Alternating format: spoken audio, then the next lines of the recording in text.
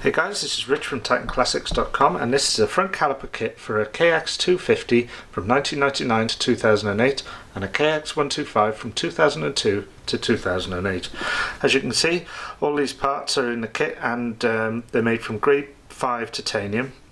The caliper pistons are grade 5 titanium and then titanium nitride coated, and the coating gives a harder surface finish, but also it's supposed to be slightly slippery, which is good for the seals.